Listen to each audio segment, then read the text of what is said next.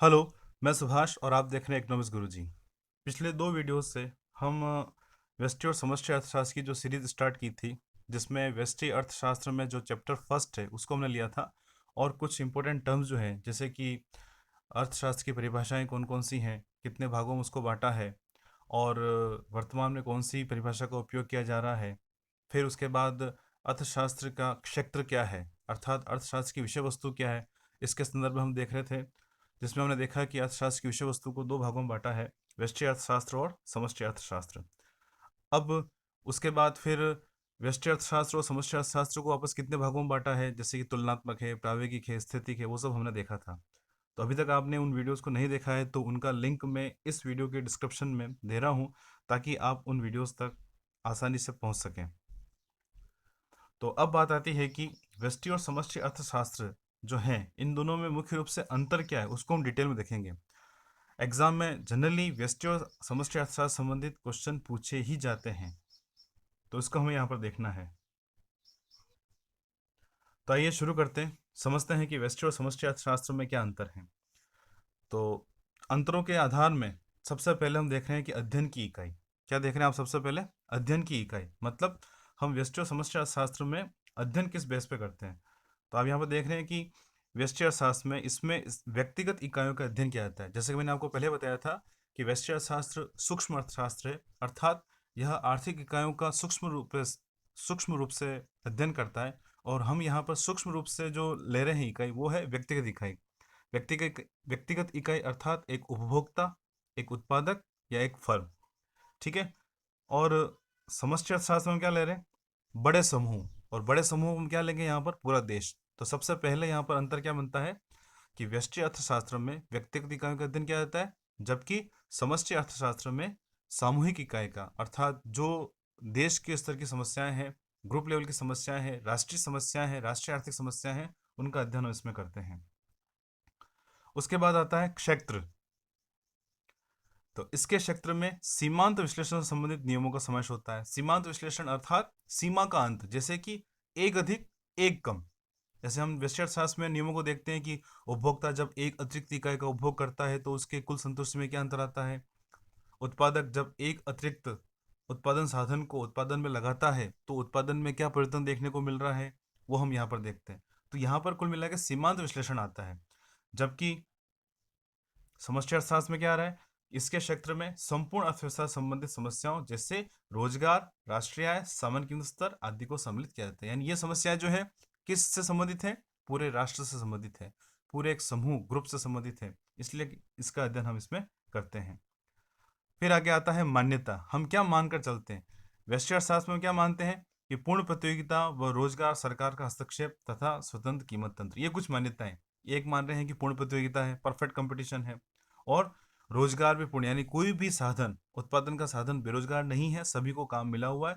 और उसके बाद है स्वतंत्र कीमत तंत्र, सरकार का कोई हस्तक्षेप नहीं है, बाजार में वस्तुओं की जो कीमत निर्धारित हो रही है वो अपने आप स्वतंत्र कीमत तंत्र के आधार पर, मांग और पूर्ति की शक्तियों के आधार पर निर्धारित हो रही है। ये सब क्या होते हैं, आगे जैसे जैसे बढ़ेंगे व्यष्टि और समष्टि अर्थशास्त्र में, तब आपको डिटेल में इसके बारे में पता चल जाएगा। फिर आता है, इसमें उत्पादन के साधनों का वर्तमान वितरण पहले से ही निर्धारित माना जाता है। अब हम राष्ट्रीय स्तर की समस्या का अध्ययन कर रहे हैं तो यहाँ पर हम पहले मानते हैं कि उत्पादन के साधन है उनका वितरण पहले से अच्छे से सही तरीके से हो रखा है अर्थव्यवस्था में। जब उसमें कोई चेंज आता है, उसमें कोई परिवर्तन आता है, तो फिर राष्ट्र को या देश की सरकार को किस प्रकार से उसे वापस संतुलन में लाना चाहिए, इसका अध्ययन हम यहाँ पर करते हैं। प्रकृति। अब हम आगे देखते हैं प्रकृति। व्यष्टि आर्थिक विश्लेषण अधिक सरल है क्योंकि ये व्यक्तिगत स्तर के समस्याओं का अध्ययन करता है। और व्यक्तिगत स्तर की समस्याएं जो होती है वो हर एक देश में, हर एक व्यक्ति के लिए, हर एक उपभोक्ता के लिए, हर एक उत्पादक के लिए समान होती हैं। जबकि समष्टि अर्थशास्त्र जो है वो अधिक जटिल है, क्योंकि समष्टि अर्थशास्त्र में जैसे जैसे समय निकलता है वैसे वैसे आर्थिक समस्याएं नई नई पैदा होती रहती हैं। कहीं अर्थव्यवस्था में मंदी आ रही है, कहीं तेजी आ रही है, कहीं रोजगार की स्थिति क्या है, कहीं बेरोजगार की स्थिति क्या है। जैसे कि वर्तमान में देखें तो अभी कोरोना महामारी के कारण बहुत सी अर्थव्यवस्थाएं जो हैं वो डगमगा गई हैं, मंदी की स्थिति में आ गई। बहुत सी अर्थव्यवस्थाएं जिस कोरोना महामारी से अछूती हैं वह सही तरीके से चल रही हैं। जो अर्थव्यवस्थाएं कोरोना महामारी से ग्रसित हैं उन अर्थव्यवस्थाओं में मंदी का दौर अभी देखा जा रहा है। तो हर एक देश को अपनी अर्थव्यवस्था को ऊपर लाने के लिए, आगे बढ़ाने के लिए कुछ न कुछ कदम उठाने पड़ेंगे, नए कदम उठाने पड़ेंगे। तो इसलिए यह जो समष्टि अर्थशास्त्र है वह अधिक जटिल है। इसमें निरंतर इसके क्षेत्र में लगातार विकास होता जा रहा है, और इसमें जो भी समस्याएं हैं, आर्थिक समस्याएं, उनकी प्रकृति, उनके सुझाव, उनके निदान बहुत ही कठिन मानते हैं, इसलिए इसको हम अधिक जटिल मानते हैं। उसके बाद आता है महत्व। जैसा कि अभी मैंने आपको बताया जस्ट, कि व्यष्टि अर्थशास्त्र में व्यक्तिगत स्तर की समस्याओं का अध्ययन करते हैं, तो तुलनात्मक रूप से इसका महत्व कम है। हम एक उपभोक्ता का अध्ययन करते हैं, तो उपभोक्ता होता है, चाहे वो अमेरिका का उपभोक्ता हो या फिर अपने देश का, भारत देश का उपभोक्ता हो। तो इस प्रकार से देखते हैं कि व्यष्टि अर्थशास्त्र जो है वो सरल है, कम महत्वपूर्ण है, जबकि समष्टि अर्थशास्त्र अधिक महत्वपूर्ण। मैंने अभी आपको बताया कि वर्तमान में जो आर्थिक स्थिति चल रही है, आर्थिक मंदी का दौर जो अर्थव्यवस्थाओं में आया है, उससे अगर बाहर अर्थव्यवस्थाओं को लाना है तो कुछ नए कदम सरकारों को उठाने पड़ेंगे। तुलनात्मक रूप से एक देश की अर्थव्यवस्था दूसरे देश की अर्थव्यवस्था आपस में तुलना करेगी कि एक देश की अर्थव्यवस्था ने क्या किया, उसका प्रभाव क्या पड़ा, उसका प्रतिफल हम यहाँ पर लें, हम उसका उपयोग में लें। तो इस प्रकार से देख सकते हैं कि समष्टि अर्थशास्त्र का महत्व जो बहुत अधिक है। देश में विभिन्न प्रकार की जो आर्थिक समस्याएं हैं उनको दूर करने के लिए समष्टि अर्थशास्त्र का ज्ञान अति आवश्यक है, इसलिए समष्टि अर्थशास्त्र अधिक महत्वपूर्ण है। उसके बाद आगे जो अंतर का आधार है वो आप क्या देख रहे हैं, विश्लेषण के उपकरण। मतलब जब हम समष्टि अर्थशास्त्र का और व्यष्टि अर्थशास्त्र का अध्ययन करते हैं तो कौन कौन से साधन उपयोग में लेते हैं। तो आप देख रहे हैं कि व्यष्टि अर्थशास्त्र में विशेष रूप से कीमत विश्लेषण पर अधिक बल जाता है, यानी एक उपभोक्ता कितनी कीमत देना चाहता है, एक उत्पादक मजदूरी के रूप में उत्पादन के साधनों की कीमत कितनी निर्धारित करना चाहता है, वह जिस वस्तु का उत्पादन कर रहा है उस वस्तु की कीमत क्या निर्धारित करना चाहेगा, बाजार में एक वस्तु की कीमत क्या होगी। तो कुल मिलाकर यह जो विश्लेषण है वो कीमत तंत्र पर आधारित है, कीमत विश्लेषण पर अधिक बल देता है। जबकि समष्टि अर्थशास्त्र में विशेष रूप से आय विश्लेषण पर अधिक बल जाता है। मतलब मैंने आपको पहले बताया था पिछले वीडियोस में, और नहीं आपने समझा है, नहीं देखा है, तो डिटेल में आप उन वीडियोस तक जा सकते हैं। मैंने अभी आपको बताया कि उनके लिंक जो है मैं इस वीडियो के डिस्क्रिप्शन में दे रहा हूँ, ताकि आप आसानी से उन वीडियो तक पहुँच सकते हैं। तो समष्टि अर्थशास्त्र जो है वह आय पर अधिक बल देता है, क्योंकि विभिन्न प्रकार की आर्थिक समस्याओं की मूल जड़ है बेरोजगारी। बेरोजगारी मतलब आय का न होना, रोजगार न होना। अर्थव्यवस्था में अगर सही तरीके से अर्थव्यवस्था को सही पटरी पर अगर चलाना है तो जरूरी है कि सभी लोगों को काम मिले, सभी के पास आय हो। आय होगी तो मांग होगी, मांग होगी तो वस्तुओं का उत्पादन होगा, वस्तुओं का उत्पादन होगा तो अर्थव्यवस्था में रोजगार के नए नए सृजन होंगे। इसलिए आय विश्लेषण पर अधिक बल देता है। फिर आता है उसके बाद अध्ययन का उद्देश्य। व्यष्टि अर्थशास्त्र का अध्ययन हम क्यों करते हैं या इसका उद्देश्य क्या है। संसाधनों के अधिकतम वितरण से संबंधित सिद्धांतों के लिए, यानी इसका जो मुख्य उद्देश्य है संसाधनों का अधिकतम वितरण या अच्छे से अच्छा वितरण हो सके। एक उपभोक्ता के पास आय कम है, उसका वितरण विभिन्न वस्तुओं पर किस प्रकार से करे कि उससे अधिक संतुष्टि मिले।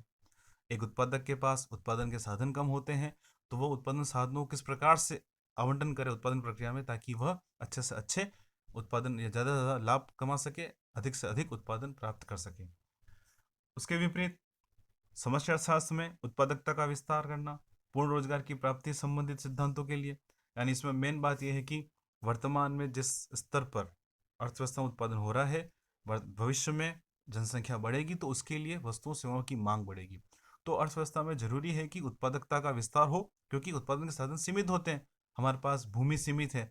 तो सीमित भूमि के रहते हुए किस प्रकार से कृषि तकनीकों का उपयोग किया जाए कि भविष्य में आने वाली मांग या बढ़ने वाली मांग की पूर्ति पूरी की जा सके। उसी प्रकार से रोजगार के साधन किस प्रकार से अधिक बढ़ाए जा सकें, वो हमें देखना है। तो अभी तक हमने वीडियो में जो भी पढ़ा है, अगर आपको ये वीडियो अच्छा लग रहा है तो इसे लाइक जरूर करें। ओके, नेक्स्ट आगे बढ़ते हैं हम। व्यष्टि और समष्टि अर्थशास्त्र का अर्थ क्या है। अभी तक हमने इसकी परिभाषा और इसका अंतर तो देख लिए, अब बात आती है इसका अर्थ क्या है, मेन रूप से आए कहाँ से।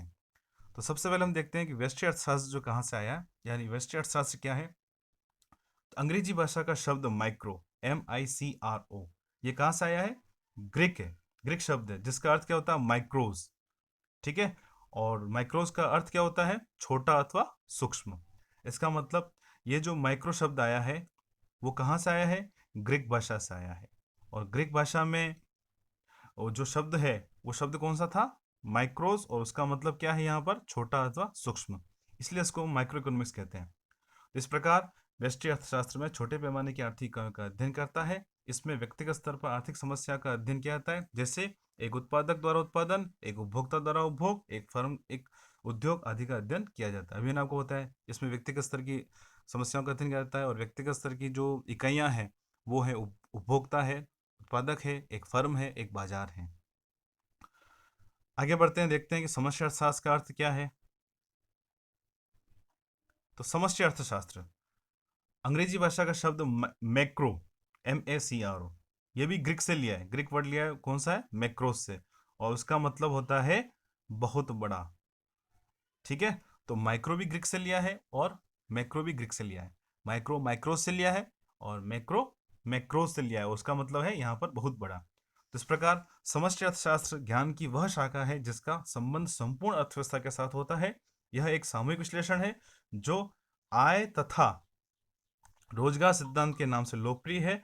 इसमें सकल मांग, सकल पूर्ति, राष्ट्रीय आय, व्यय, सामान्य कीमत स्तर तथा अर्थव्यवस्था के विकास दर का अध्ययन किया जाता है। तो कुल मिलाकर वे तत्व, वे आर्थिक समस्याएं जो संपूर्ण अर्थव्यवस्था से संबंधित होती हैं, उनका अध्ययन यहाँ पर हम करते हैं। तो देख चुके हैं कि व्यष्टि और समष्टि का अर्थ क्या है। व्यष्टि जो माइक्रो है, जिसका अर्थ होता है सूक्ष्म, छोटा, ग्रीक वर्ड से लिया है। उसी प्रकार से समष्टि का अर्थ जो है वो भी ग्रीक भाषा के मैक्रो से लिया गया, उसका अर्थ है यहाँ पर बहुत बड़ा।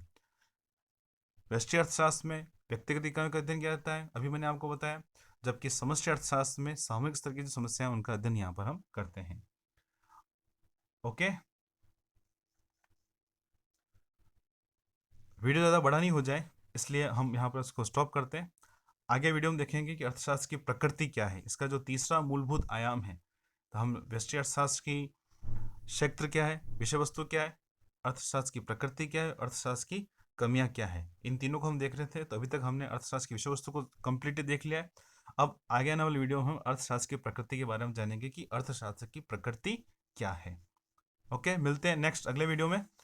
और अगर आपको ये वीडियो अच्छा लगा तो लाइक करना ना भूलें, और चैनल पर आप नए व्यूअर हैं तो चैनल को सब्सक्राइब जरूर करिए, और ज़्यादा से ज़्यादा अपने फ्रेंड में इसको शेयर करिए। Thank you, thanks for watching economics Guruji.